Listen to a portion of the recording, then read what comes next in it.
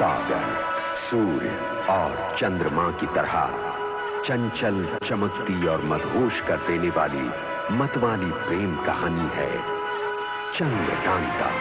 एक इंतकामी, दहकती प्रेम कहानी है चंद्रकांता।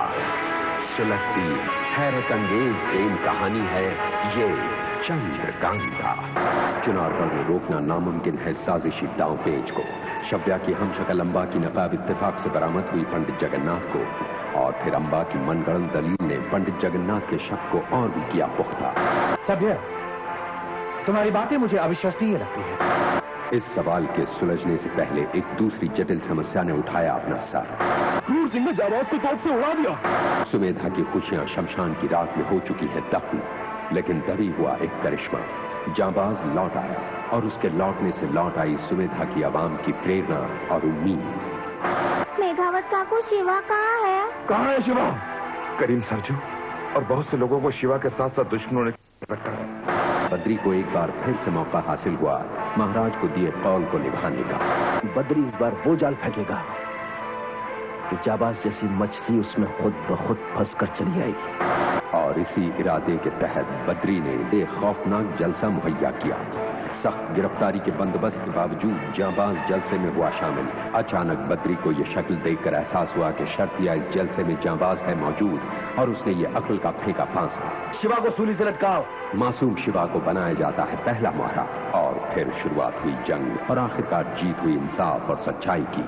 लेकिन पलड़ा बदकिस्मती से फिर से पलट जाता है नाइंसाफी के हक में, क्योंकि धोखे से बद्री के हाथ आ गई मेहर। को मेरे हवाले कर दे। तभी मेहर की खातिर जाबाज मजबूरी में कर देता है आत्मसमर्पण। सरकार, ये क्या करने जा रहे हैं आप? हमें जाबाज को रिहा कराना होगा नाजिम। क्रूर सिंह फिर अपनी खुराफात से बात नहीं आया। बद्री को घायल करके जाबाज को मौका दिया उसने रिहाई का। बद्री ने जवाब में उठाया ये भीषण संकल्प। जाबाज को 24 घंटे के अंदर अंदर गिरफ्तार नहीं कर लिया तो मेरा कटा हुआ सर महाराज के कदमों में होगा। चुनारगढ़ में नकली शव्या महारानी का कत्ल करने दाखिल हुई सतर्कता से उनके कक्ष में, और फिर सुरक्षा दासिया कहाँ गई?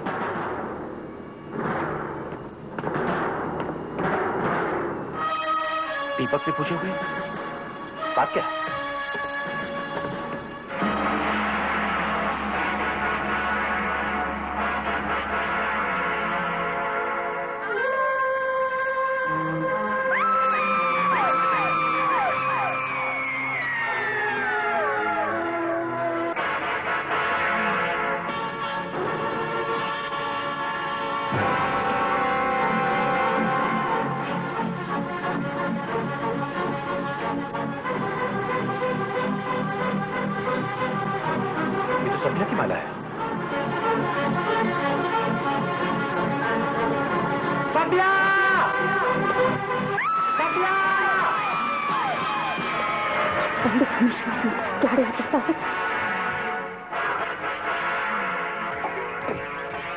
पंडित जी, आप यहाँ रात के इस वक्त? यही सवाल तो मैं तुमसे करना चाहता हूँ सभ्या। तुम इस वक्त महारानी की कक्ष में क्या कर रही थी?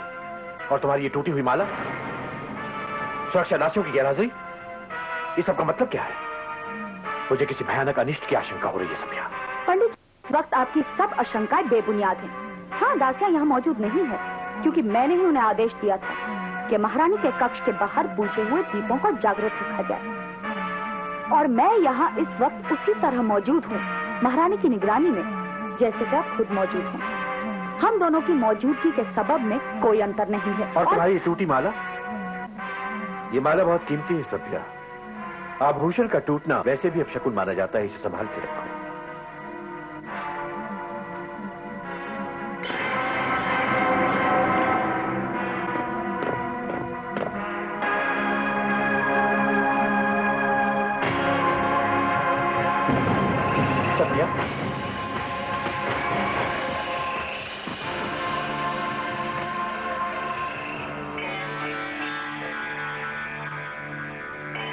किसने की हत्या? कहीं ये पंडित जगन्नाथ का शक लगता है मुझ पर केंद्रित होता जा रहा है। और खतरे के आसार बढ़ते जा रहे हैं। कहीं ऐसा न हो कि ये पंडित जगन्नाथ मेरी बंधक असली सबिया तक पहुंच जाए और हमारा ये साजिशी खेल बेनकाब हो जाए। अब जरूरी हो गया है, असली सबिया को मौत की नींद सुलाना ही होगा।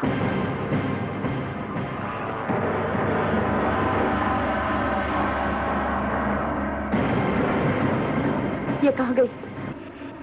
सबिया भागकर मेरी मौत का पैगाम बन गई। सबिया! तो तू मेरे कैसे निकल गई सबिया? लेकिन ये हुआ कैसे? कौन था जिसने तुझे रिहा किया? कौन था वो? लेकिन तू जाएगी कहां सबिया? मैं यकीनन तौर पर कह सकती हूँ कि तू महारानी के विश्वास और ममता की ढाल के पीछे छिपकर यहीं इसी चुनारगढ़ में रहेगी। तू और कहीं नहीं जा सकती। इसलिए ये तय है कि तू पहुंचेगी पंडित जगन्नाथ या महारानी के पास। लेकिन सबिया, मैं तुझे वहां नहीं पहुंचने दूंगी, नहीं पहुंचने दूंगी।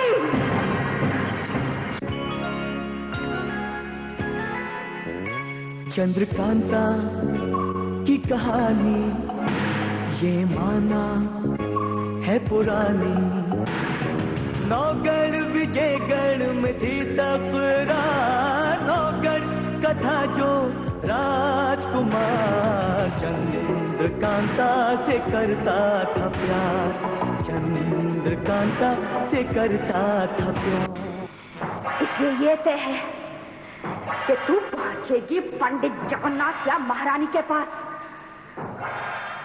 लेकिन सबिया, मैं तुझे वहां नहीं पहुंचने दूंगी, नहीं पहुंचने दूंगी।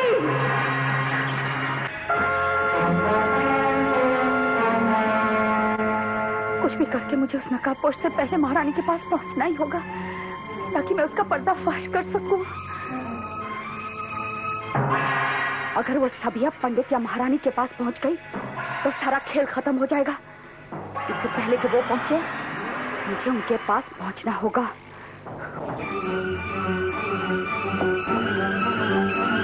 सबिया, तो ये दिखाने से बचकर बाहर आ गई। अब ये हमारा राज फाश कर देगी। सबिया! सबिया!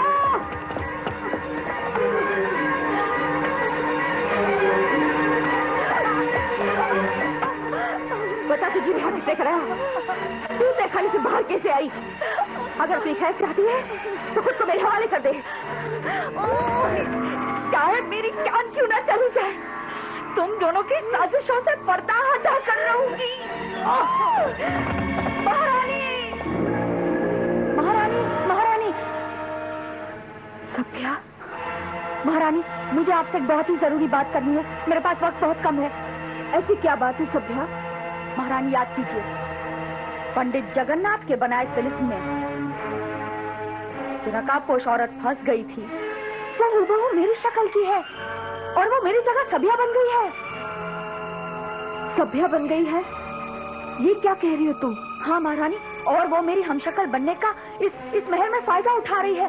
वो बहुत ही खतरनाक औरत है। ये सब तुम कैसे जानती हो? उस नकली सबिया को ये नहीं मालूम कि मुझे उसकी साजिशों का राज मालूम हो गया है। कौन सा राज मालूम है तुम्हें? यही के मौके पर वार करके वो आपको और महाराज को खत्म कर देने का मकसद रखती है। ये मकसद? हाँ महारानी, और मुझे तो लगता है वो तारा की तैनात की हुई कोई अयारन है।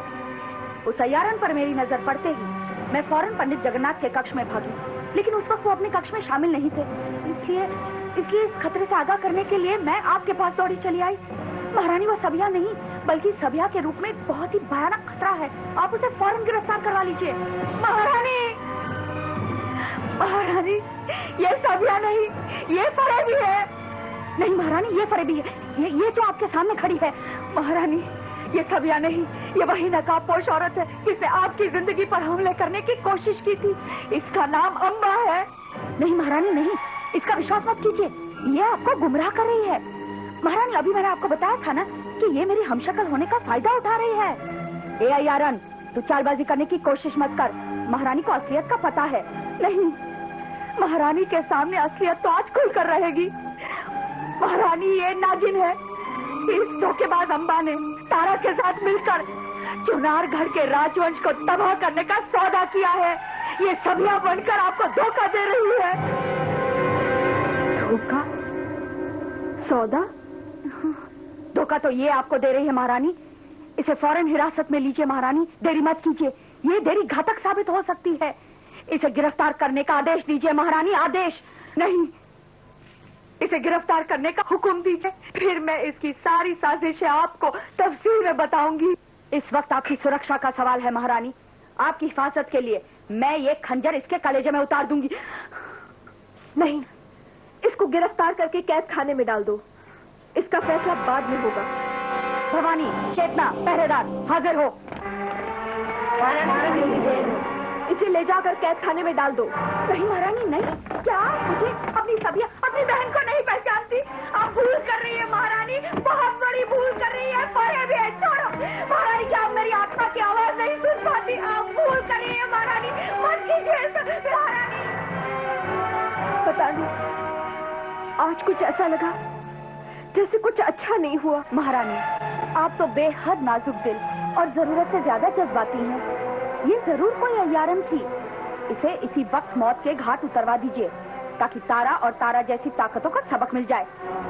हाँ महारानी, सभिया बनी इस अय्यारन का सर कलम होते ही सारे गद्दारों के हौसले परस्त हो जाएंगे। वो तो सब ठीक है सभ्या, लेकिन उस सभ्या के साजिशी इरादों के खिलाफ हमारे हाथ कोई सबूत नहीं है। उसकी मौत का फरमान भी दिया जा सकता है, लेकिन बेहतर यही होगा कि हम पंडित जगन्नाथ से मशवरा कर लें। पंडित जगन्नाथ को बीच में लाने की क्या जरूरत है महारानी? उसका षड्यंत्र तो आपके सामने आईने की तरह साफ है।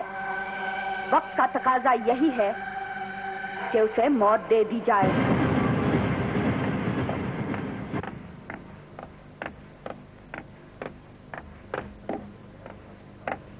सोबरन, नकली सभ्या की गिरफ्तारी के बाद खतरा और बढ़ गया है। दक्षिणी द्वार पर खुफिया पहरेदारों की संख्या बढ़ा दी जाए। पहरेदारी पर तैनात हर सिपाही को 6 घंटे के भीतर बदल दिया जाए। मुझे एक भी थका हुआ और ऊँगता हुआ सिपाही नहीं दिखना चाहिए। जो हुकुम पंडित जी, आज्ञा का पालन होगा। महारानी प्रणाम। अगर आपकी इजाजत हो तो मुझे आपसे कुछ जरूरी बात करनी है। आइए पंडित जी, आपसे बहुत जरूरी मशवरा करना है। जी महारानी, खबर है कि आपने एक फरेबी औरत को, जिसकी शक्ल सभ्या से बहुत मिलती है, अपने आदेश से कारागार में डलवा दिया। हाँ, आपकी गैर हाजिरी में हमें यही मुनासिब लगा। आपने बहुत सही किया महारानी, जो एक साजिश का जाल काट दिया, वरना हो सकता है कि जाल काटने से पहले बहुत बड़ा अनर्थ हो जाए। वो तो मैं थी पंडित जी, मेरी नजर उस अय्यारन पर पड़ी। अब थे नहीं तो मैंने फौरन महारानी को आगाह कर दिया। मेरे कहने पर महारानी ने उसे गिरफ्तार करवाया। आप तो जानती हैं पंडित जी, ऐसी चालसाज औरतों के लिए मौत एक सौदा है और जिंदगी एक खिलौना। वो मौत की सौदागरनी असली सभ्या थी या नकली, इसका वहम हमें तब हुआ जब उसकी दर्द भरी चीखें और पुकार सुनी। उसी पुकार ने हमारे दिल पर दस्तक दी और तब से पंडित जी हम समझ नहीं पा रहे हैं हमने सही किया या गलत। महारानी, आपका ऐसा सोचना गलत है। सभ्या? अरे पंडित जी, ऐसी औरत को तो मौत के घाट उतार ही देना चाहिए ताकि उसकी मौत गद्दारों और दुश्मनों के लिए एक सबक बन जाए। अरे मैं तो कहती हूँ कि महारानी की सुरक्षा और हुकूमत का दबदबा कायम रखने के लिए ये कदम उठाना बेहद जरूरी है। सभ्या, हमने तो तुम्हें हमेशा से निहायत नाजुक और रहमदिल इंसान के रूप में देखा है। मौत के घाट, जिंदगी एक खिलौना, हुकूमत का दबदबा, इस तरह के शब्द तुम्हारे मुझे बहुत नए लगते हैं। आश्चर्य की बात है, कितनी बदल गई हो तुम। पंडित जी, मैं बदली नहीं, लेकिन महल में लगातार होती साजिशों को देख देख कर थोड़ी समझदार और चौकन्नी हो गई हूँ। मुझे जो ठीक लगा वो मैंने किया, लेकिन आपकी राय के बगैर तो कोई कदम उठाया ही नहीं जा सकता। सभ्या, मैं महारानी कलावती से अकेले में कुछ बात करना चाहता हूँ। जी।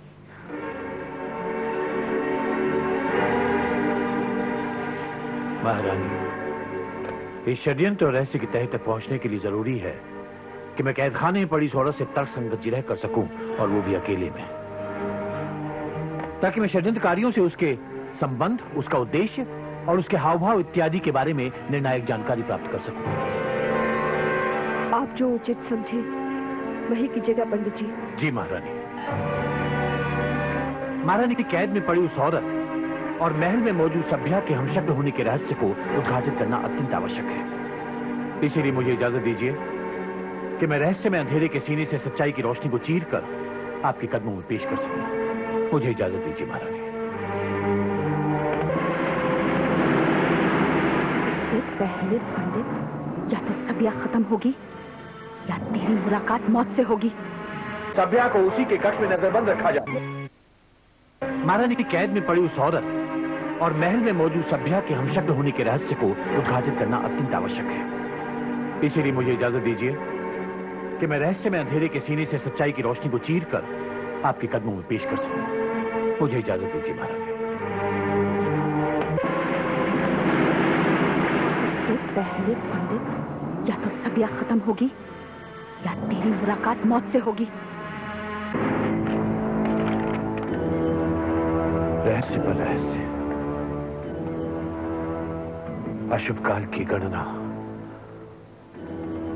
तारा सभ्या नकाबपोश, नकाबपोश सभ्या तारा, राहु की दशा अनिष्ट का संकेत, संदेह भला समय, सभ्या में दिखाई देते परिवर्तन।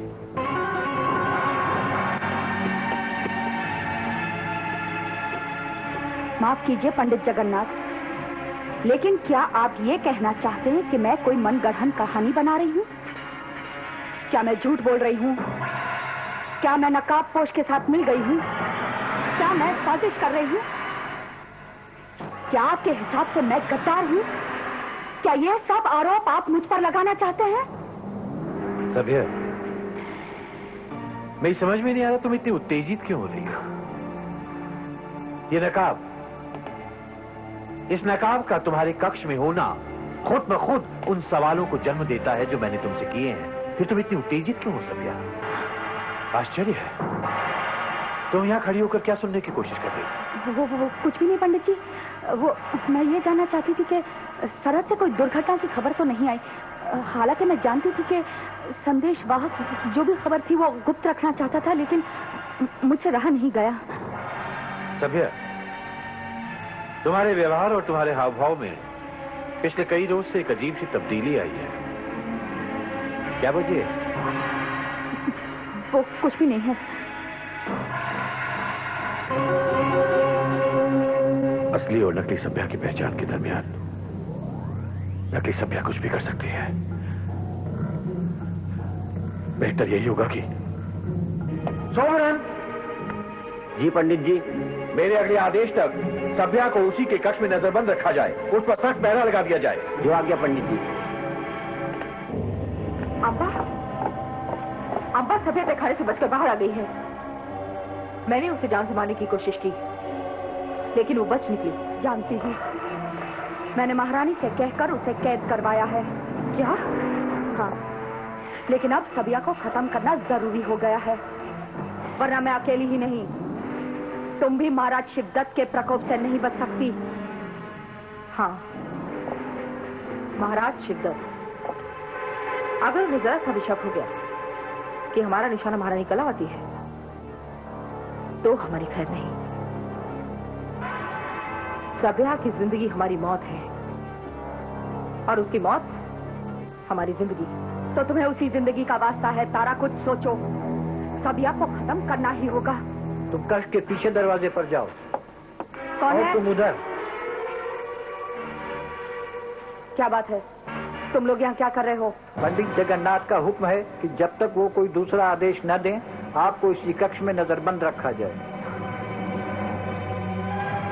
तो ये पंडित का आदेश है।